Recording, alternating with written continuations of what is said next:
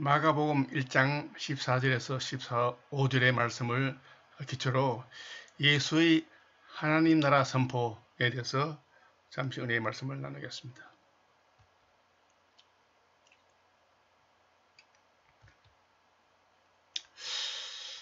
마가복음 1장 15절에 담긴 예수님의 하나님 나라 선포의 의미를 파악하는 것이 목적입니다. 예수님께서 하나님 나라가 가까이 와 있다고 선포하셨습니다.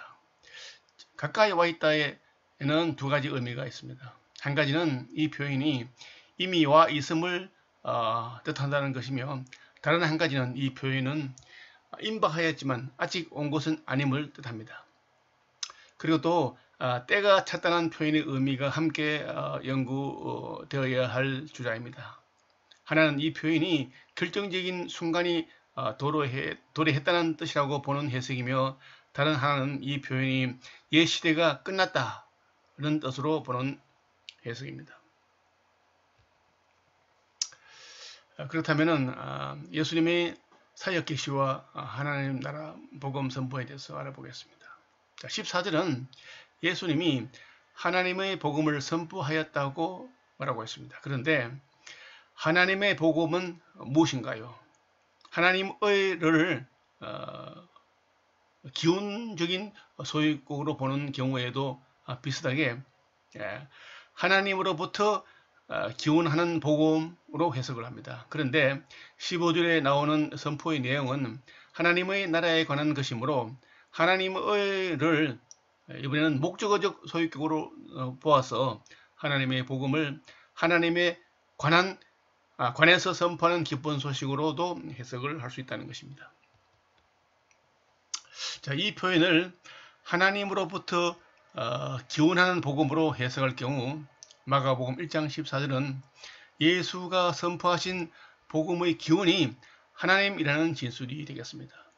근전문맥 앞에 11절에서 예수님의 세례 때에 하늘에서 들린 음성을 언급하고 있습니다.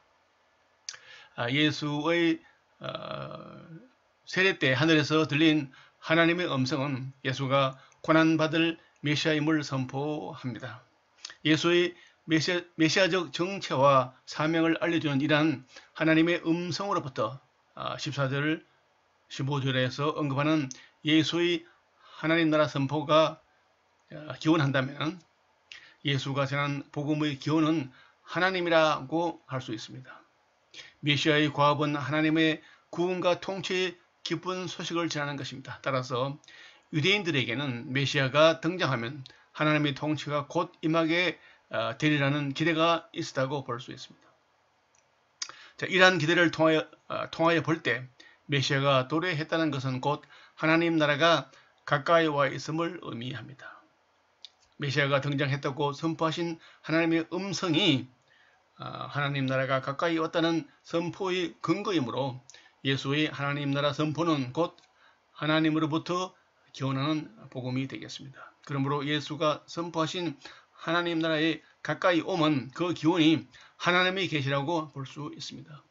마가는 그런 관점에서 예수가 선포하신 복음의 기원이 하나님임을 지적하면서 이것을 하나님의 복음이라고 불렀을 것입니다. 자, 예수를 메시아로 선포하는 하늘에서 들린 계시의 음성과 함께 예수의 광야 시험도 하나님 나라가 가까이 와 있다는 선포의 기초가 되었을 것입니다. 하늘에서 들린 음성을 통하여 고난받는 메시아로서의 사명을 확인받은 예수가 광야에서 사탄에게 시험을 받으며 승리한 것은 사탄이 메시아에게 패배하였음을 암시합니다. 이러한 사탄의 패배도 하나님의 나라가 가까웠다는 선포의 기초로 볼 수 있습니다. 그러므로 하나님의 복음에서 하나님의를 주어적 소유격이나 기원의 소유격으로 보아서 하나님으로부터 기원하는 복음으로 해석하는 것은 문맥에 의해서 지지를 받고 있습니다. 자, 복음이란 단어는 구약 및 헬라 문어에서 전쟁에서의 승리 소식 내지는 포로 해방 소식이라는 의미를 지니고 있습니다. 예수가 사탄과 싸워 이겼음을 기록하는 마가복음 1장 12절 13절은 14절의 복음이라는 단어가 메시아 예수가 사탄과 싸워 이기고 사탄의 포로들을 해방시키는 소식이란 의미를 내포한다고 볼 수 있게 합니다. 사탄에 대한 승리의 주체는 예수이므로 사탄에게 노예된 자들의 해방의 주체도 예수라고 할 수 있습니다.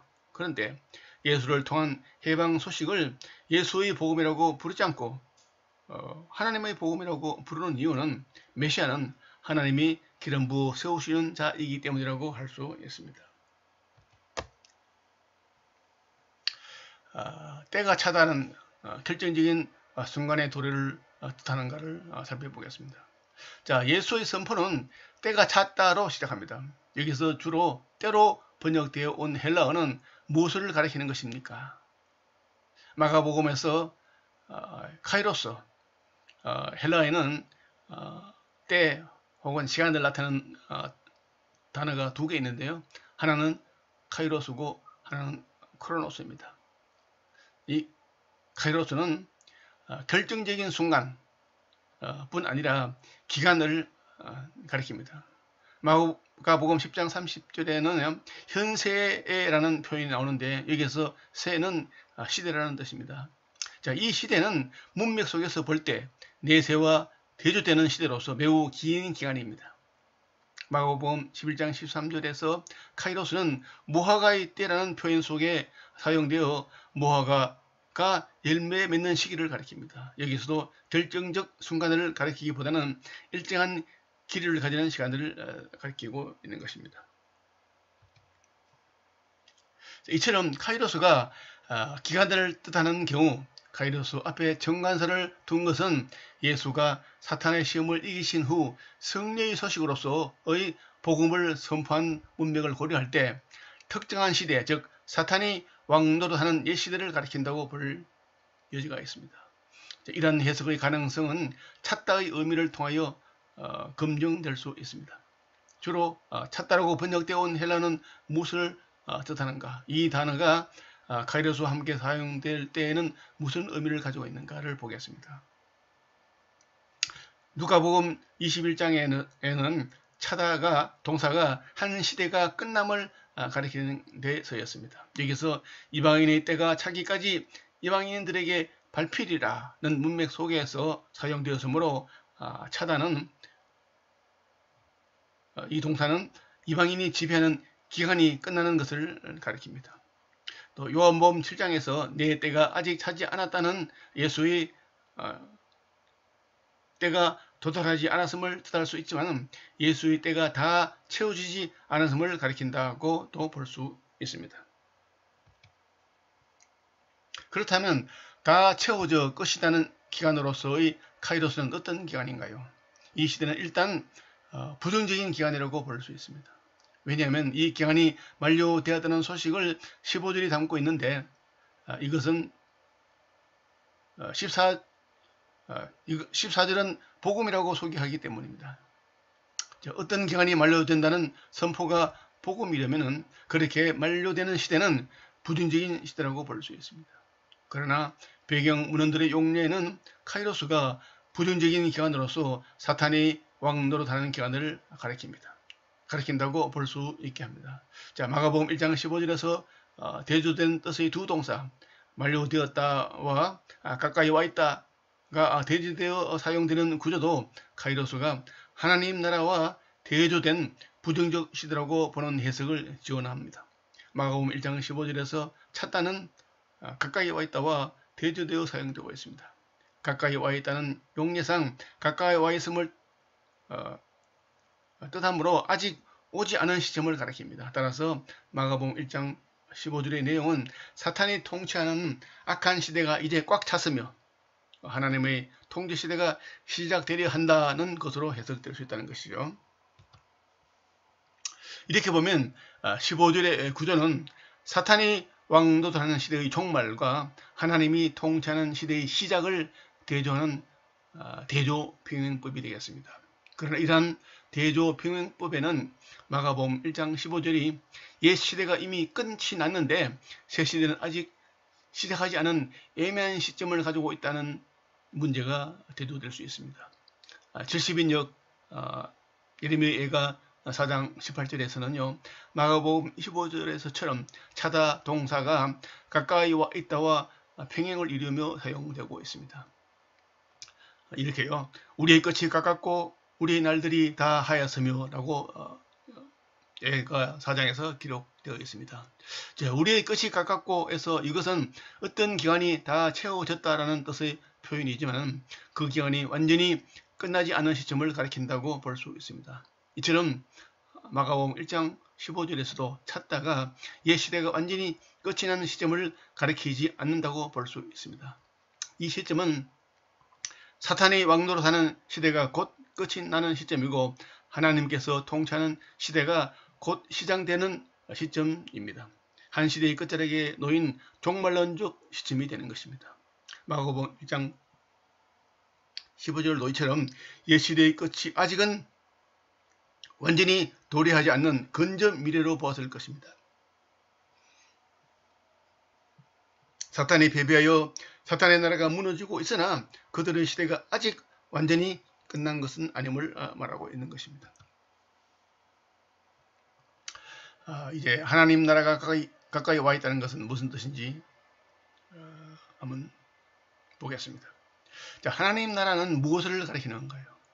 마가복음 9장 1절은 하나님의 나라가 능력 있게 임하는 것을 제자들 중에 볼 사람이 있을 것을 예언하는데 이어지는 문맥에서 하나님의 나라는 예수의 변화와 관련됨을 알 수 있습니다. 이렇게 변화된 모습은 예수의 부활 이후의 모습을 미리 본 것을 하나님 나라를 본 것으로 간주하고 있습니다. 따라서 하나님의 나라는 예수의 부활과 관련이 있음을 알 수 있습니다. 또 마가복음 14장 25절에서 예수는 포도주를 하나님의 나라에서 다시 마시기까지 절대로 마시지 않겠다고 선언을 하고 있습니다. 그런데 십자가에 못 박히시 전에는 포도주를 거부하시고 못 박히신 후에는 포도주를 마시고 있습니다. 이것은 예수의 십자가 순환으로 인해 하나님 나라가 도래했음을 암시합니다. 이처럼 마가복음에서 하나님의 나라는 예수의 십자가 고난과 부활을 통해 도래하는 것입니다. 그러나 이러한 용례들만으로는 하나님의 나라가 구체적으로 무엇인지 아직 불분명합니다.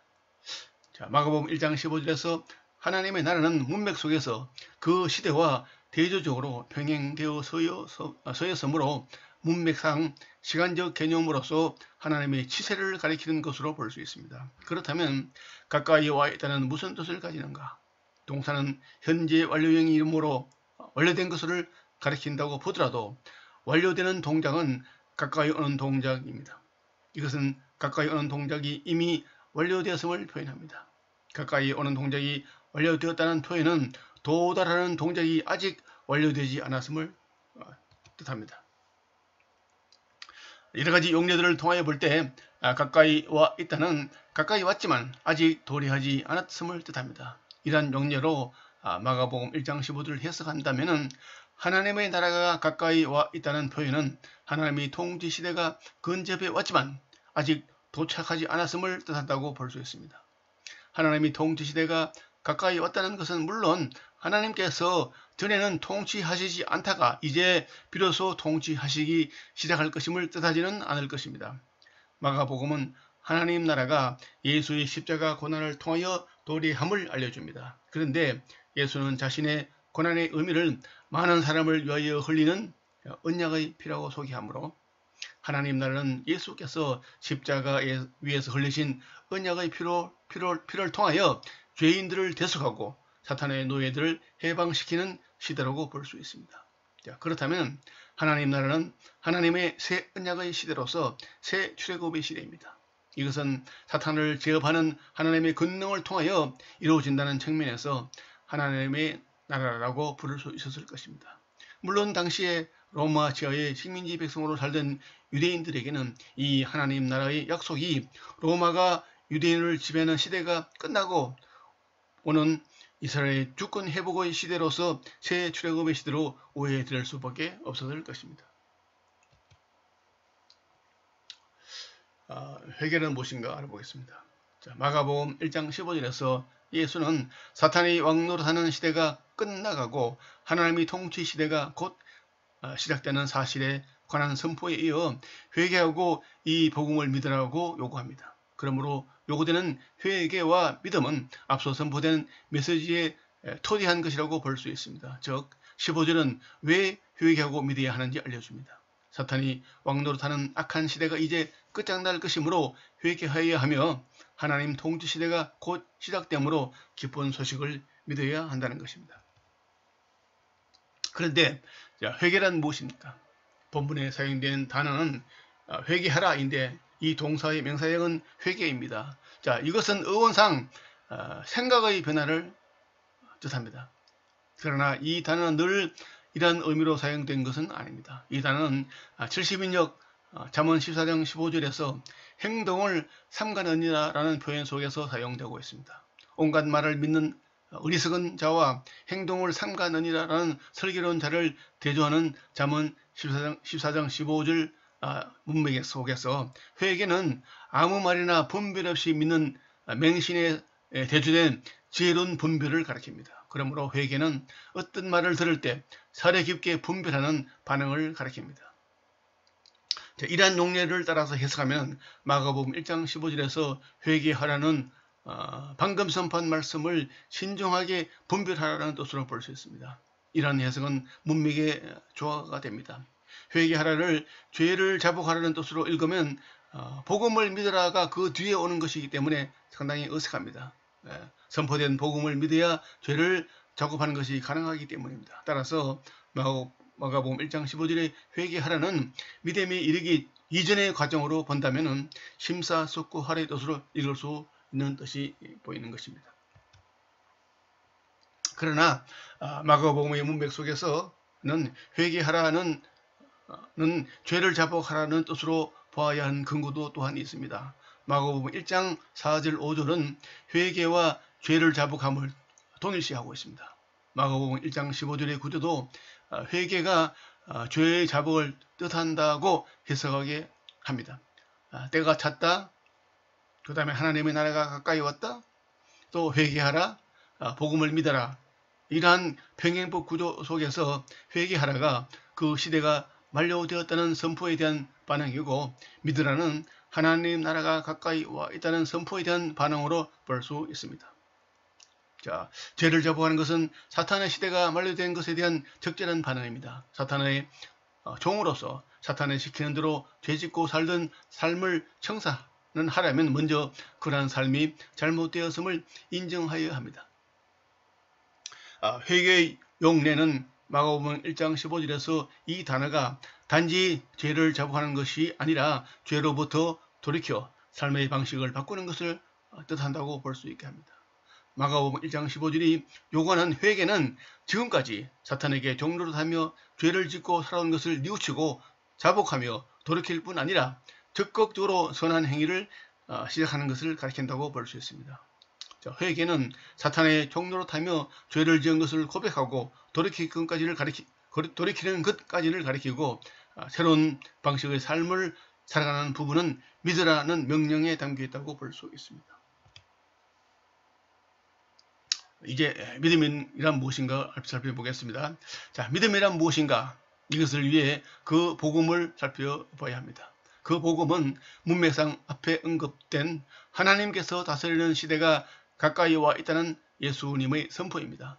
사탄이 통치하는 시대가 곧 끝나고 사탄의 노예들이 해방되는 시대가 곧 시작된다는 선포입니다. 이 선포를 믿는다는 것은 무슨 뜻입니까?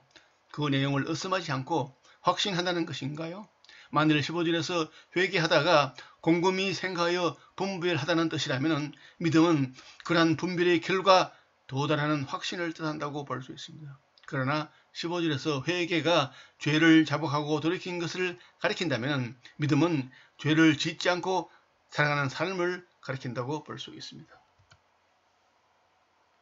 자, 우리는 복음을 목적으로 하여 믿는다와 순종하다가 평행되어 믿음이 순종을 가리키는 로마서 10장 16절의 용례를 주목해야 합니다.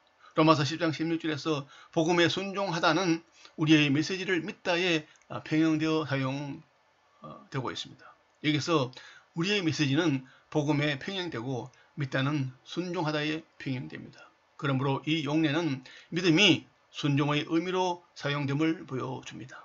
복음을 믿는다는 것은 복음에 순종한다는 뜻입니다.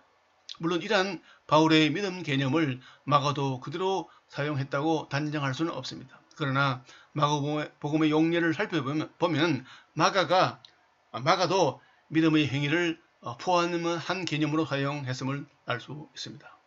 마가복음에서 믿음이 사용된 용례들을 보면 이것은 복음의 내용에 대한 확신에 그치는 것이 아니라 그러한 확신에 따라 행동하는 것을 뜻하고 있습니다. 마가복음 2장에